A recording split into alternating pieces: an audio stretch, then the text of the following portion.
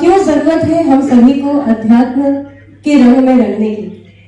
तो मुझे एक प्रसंग यहाँ पर याद आता है कि भगवान महावीर से सामान्य लोगों ने प्रश्न किया कि आप अहिंसा की बात करते हैं, हम अहिंसा को जीवन में कैसे अपनाएं, क्योंकि हम कोई भी क्रिया करेंगे उसमें कहीं ना कहीं से हिंसा की सूक्ष्म संभावना तो रहती है।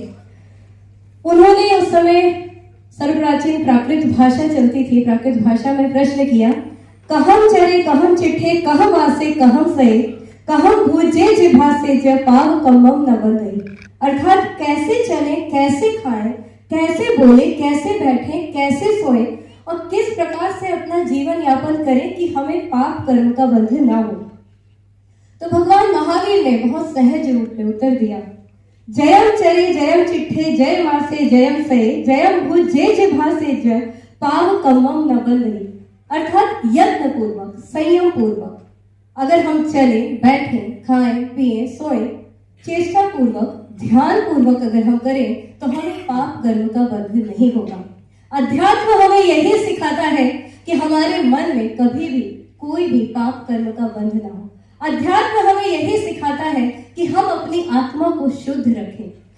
जिस तरह से अभी आपने फर्स्ट लेक्चर में देखा कि हम सभी के शरीर के आगे एक ऑरा जो प्रेजेंटेशन हुआ सर ने किया, दिखाई दिया, तो जब हम अपनी क्रियाओं में जाते हैं, जीवन की क्रियाओं में आगे बढ़ते हैं, तो कहीं ना कहीं से उसका सबसे ज्यादा प्रभाव हमारे ऑरे में पड़ता है।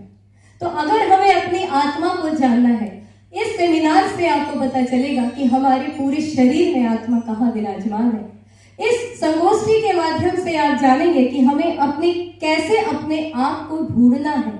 इस संगोष्ठी के माध्यम से आप जानेंगे कि किस तरह से प्रकृति में जो जीव हैं, जो प्रकृति का कण कण है, जो मनुष्य है, जो आत्म तत्व है, उन सब से किस तरह से हमें सामंजस्य बिठा के आगे बढ़ना है।